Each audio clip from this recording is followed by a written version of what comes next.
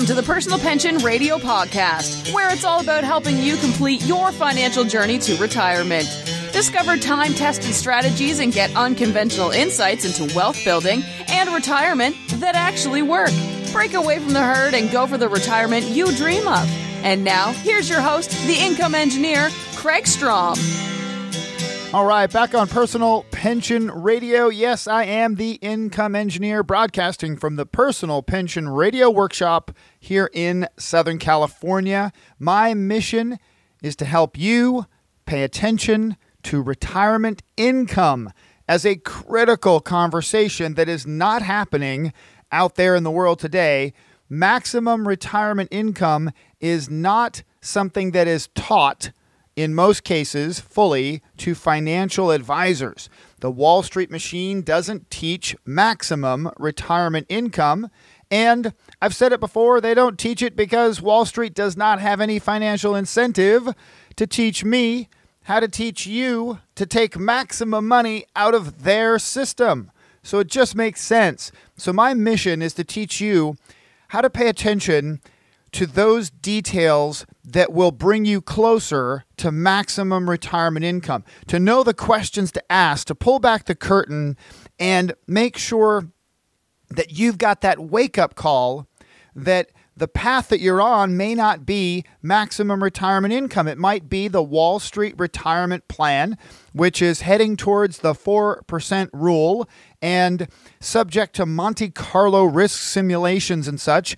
And if you're not sure about those things, you can go back the last few episodes. I've covered those in a lot of detail, but just suffice it to say, you do not want to retire on the 4% rule. Absolutely not. It is not a fun conversation to sit down with your financial advisor and ask them, hey, how much income can I have? Well, if you've got $500,000 in that retirement account, you should probably start your retirement with 4% of that. Well, wait a minute, that's only $20,000. Exactly. Good luck with that, right? Maximum retirement income takes more than just the Wall Street retirement conversation. You've got to be able to fight that conventional wisdom about retirement planning and know this, that maximum retirement income does not come from a product. It doesn't come from 401k by itself. It doesn't come from these things like Roth IRAs I'm going to talk about today. It doesn't come from life insurance. It doesn't come from real estate. It doesn't come from investments in general. Maximum retirement income happens only when you have a balanced approach, when all of these various financial tools are balanced correctly in your world so that you can actually achieve maximum retirement income. It takes a strategy, not a product. Now, I want to jump right in today. My first mini disclosure that I always have to give. I am not an attorney. I am not a CPA. I am a certified financial planning professional.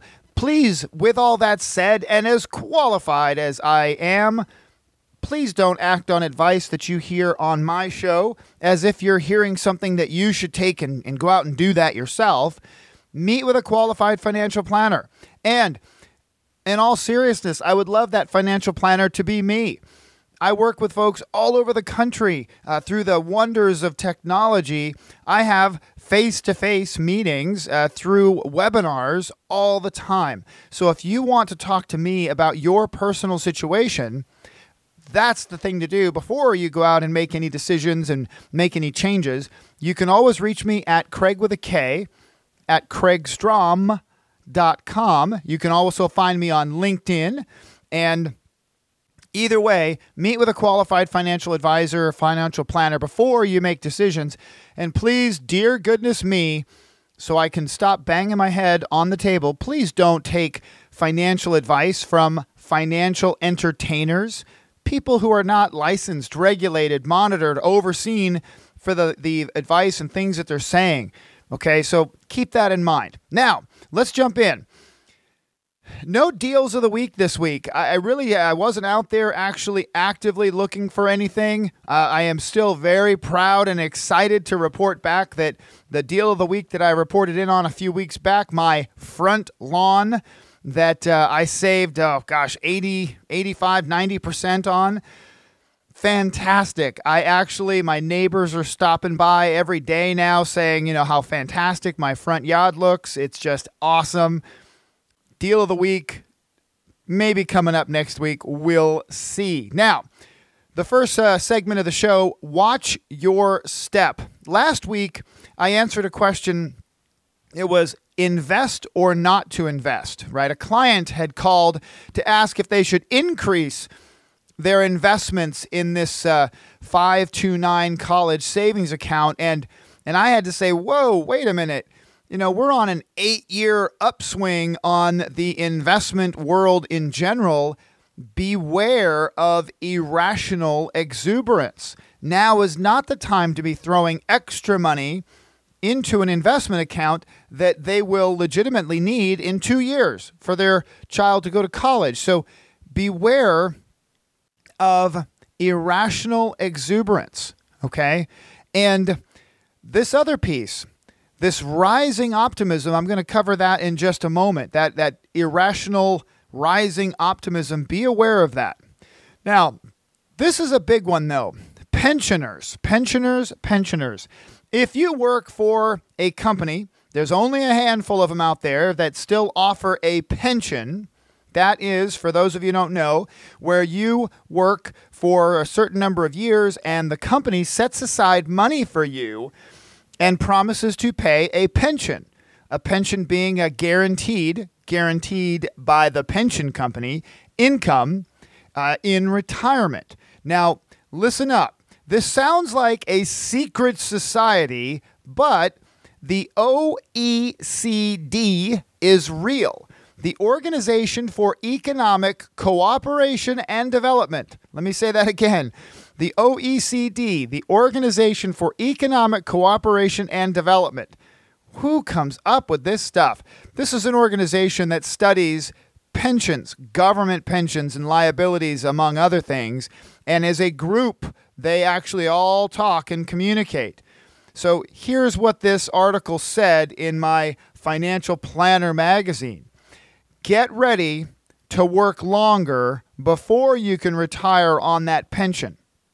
The cost of government pensions is through the roof today, and the funding mechanisms have been going closer to the floor, while the obligations that these government pensions have to pay has been going through the roof.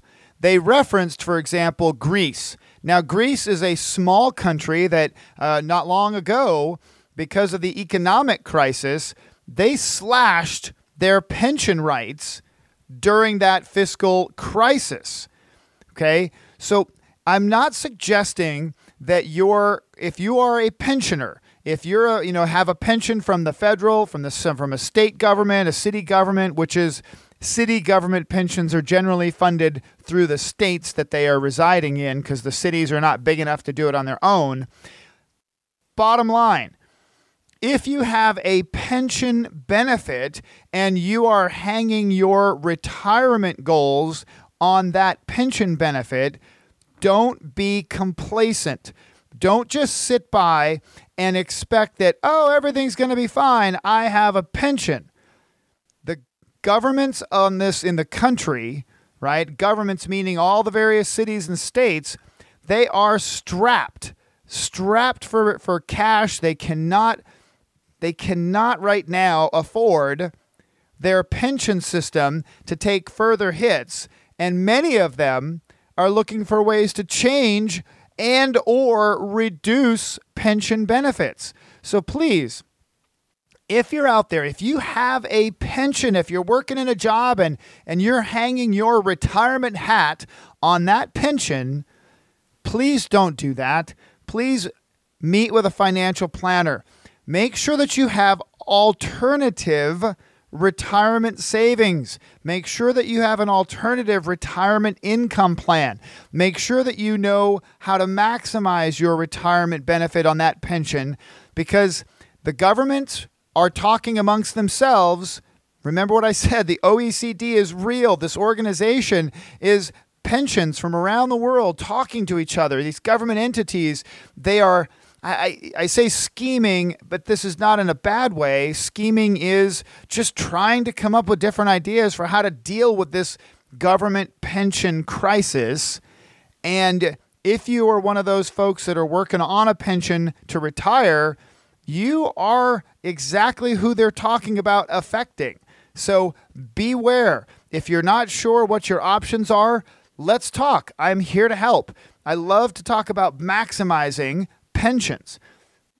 Email me, Kraig at kraigstrom.com, or catch me on LinkedIn, Facebook, etc., etc., etc. All right, now, one other thing to really watch your step about, and I alluded to this in the first piece that I was talking about last week, is beware, really beware of rising optimism. Okay. And right on the cover of Financial Advisor, see if I can speak here, Financial Advisor magazine, there's actually now, it's interesting, right? This tells me that the financial advisory community is paying attention to this, but maybe the general public is not paying attention. Two different things. First, it says the risk of rising optimism, preparing clients to avoid bubble behavior. And the big headline on this episode of Financial Advisor magazine, how long will the party last? And I love this subtitle. Main Street is finally coming back to life, but can consumers keep the expansion going? Okay, now, Main Street is finally coming back to life. We've been on an upswing for 8 years, let's say about 8 years. And Financial Advisor magazine says Main Street is finally coming back to life. Well, these are things for me that indicate caution. Caution, caution, caution, right? When you've got a financial advisory magazine out there saying, hey, the risk of rising optimism, how can rising optimism be a risk? Well, it's the bubble mentality. It's that irrational exuberance that I mentioned last week. If you've made large gains in this unprecedented upswing in the market, consider pulling some of that off the table, right? I mean, that's just prudent investment thinking.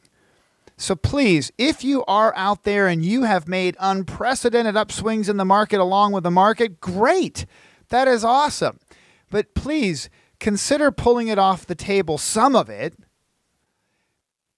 But again, don't make financial decisions based on this conversation on the podcast. Contact me at Kraig at kraigstrom.com and let's talk. If you want to review your portfolio in more detail and have a financial planner take a look at it, especially someone like me that focuses on the long term, how do you maximize income from all of your savings, I'm your guy. I would love to talk to you about it. But keep this in mind. If you're thinking, oh, no, the market's going, I'm staying in. Remember that if bad news hits on Friday afternoon, and as it often does, remember they like to release bad news on Fridays, Saturdays, and Sundays, so it doesn't get as much press as if you did it during the week. If they release bad news on Friday, you may not be able to sell your investment or investments until Monday, and in some cases until Monday afternoon. So please keep that in mind. Avoid that bubble mentality. Just know this, the financial advisory community, two different magazines here, but one primary, is warning in just double digits, watch out for that bubble mentality. All right, now, questions and observations. So a couple of questions have come in lately. Excellent questions. I really love it. Last week, I had a question come in, am I diversified? And the answer to that was no. They had 7 pooled investment options in their investment account, and they were completely correlated, meaning one goes up, the other goes up. One goes down, the other goes down. They were not diversified at all. And yet they thought because they had 7 different investments and their financial advisor is getting paid, they thought they were diversified.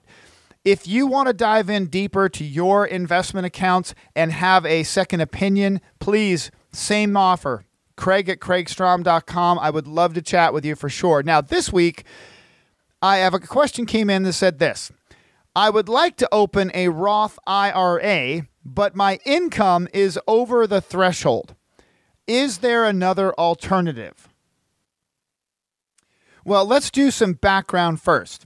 The Roth IRA allows for up to $5,500 of contributions on an after-tax basis. Now, this is a retirement account that allows for $5,500 per year, maximum this year, 2018, contributions on an after-tax basis, meaning you pay your taxes on the money and then you put it in a Roth and it grows tax-free, and then later you can actually pull the money out in retirement tax-free. Now, of course, the $5,500 is your money, so you can't be taxed on that.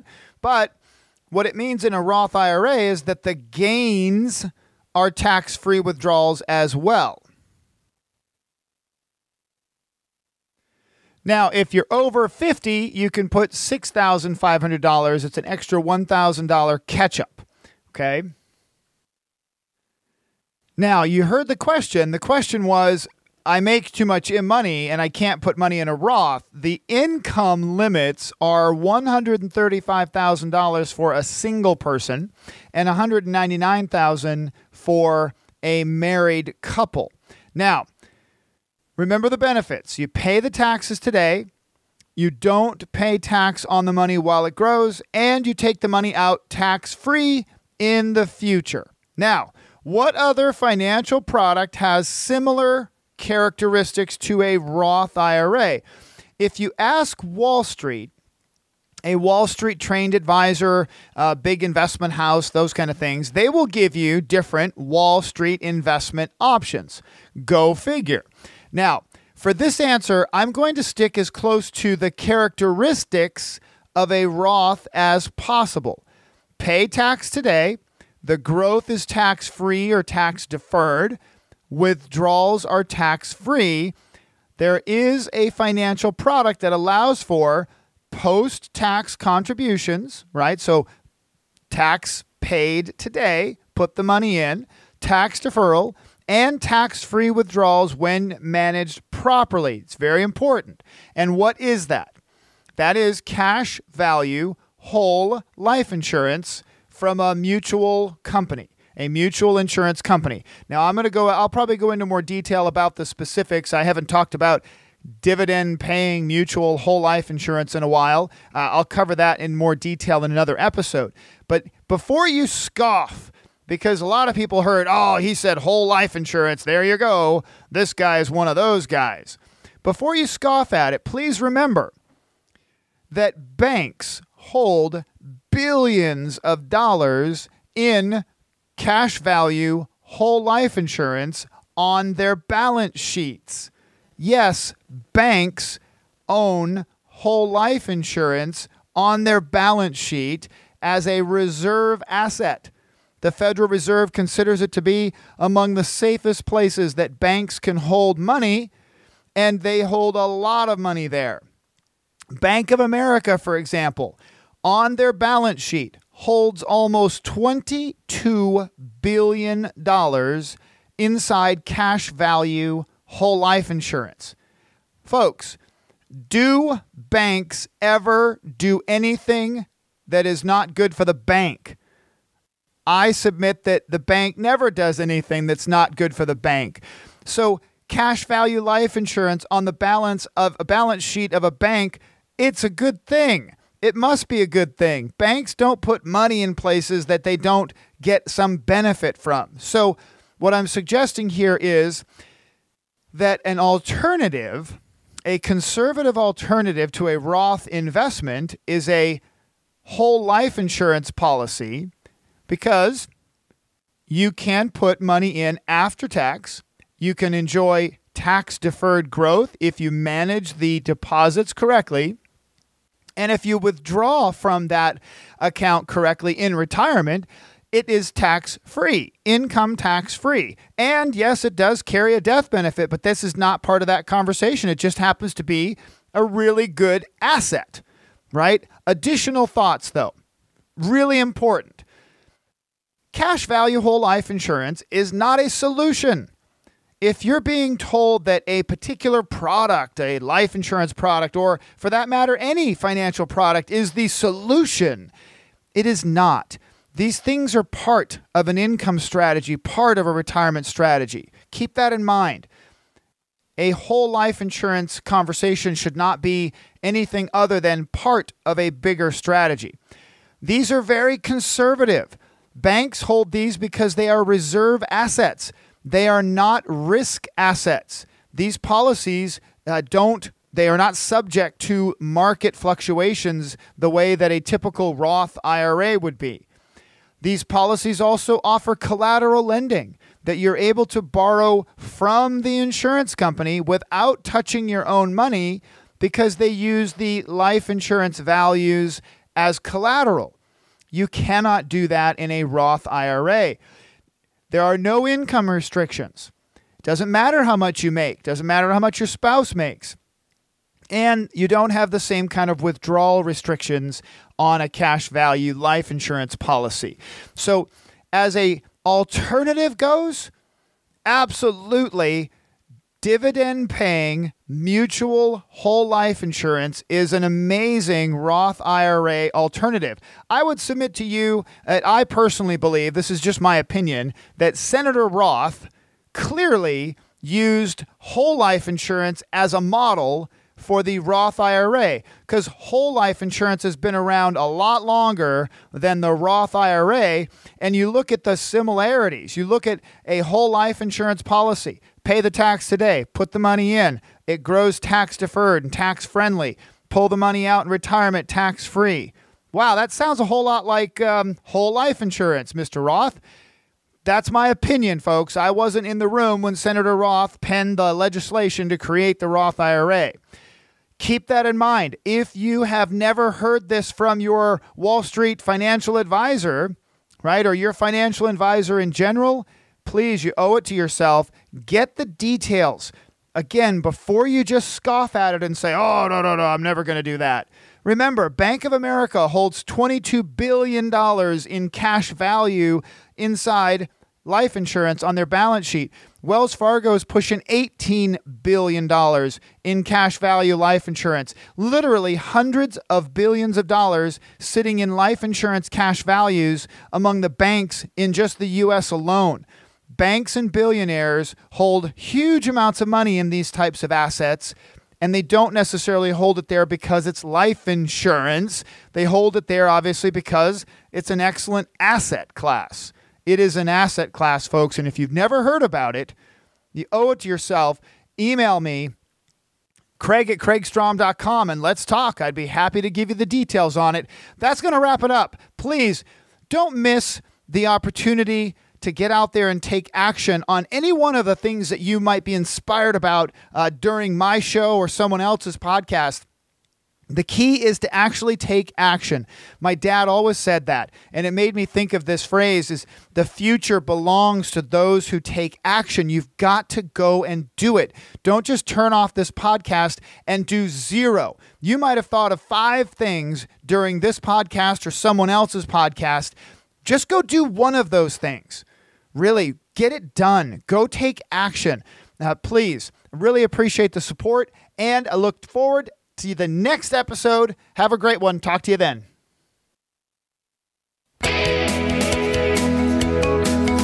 Thank you for listening to the Personal Pension Radio Podcast. If you missed anything during the show, that's okay. We took the notes for you. Check the show notes for links, offers, and a full transcript. And don't forget to head over to personalpensionradio.com and download your free retirement income report. While you are there, we would appreciate some iTunes love. Please leave us a fantastic rating on iTunes by going to personalpensionradio.com/iTunes. Thanks again for listening. Now for the disclosure. Information presented is for educational purposes only and is not intended for solicitation, sale or purchase of any security or financial product. Be sure to first consult with a qualified financial advisor and your tax professional before implementing any strategy discussed here. The term personal pension refers to a marketing name designed to educate future retirees and retirees about the economic principles behind creating their own pension-like income. The term personal pension is not intended to be confused with a defined benefit pension plan offered by an employer or by a government entity.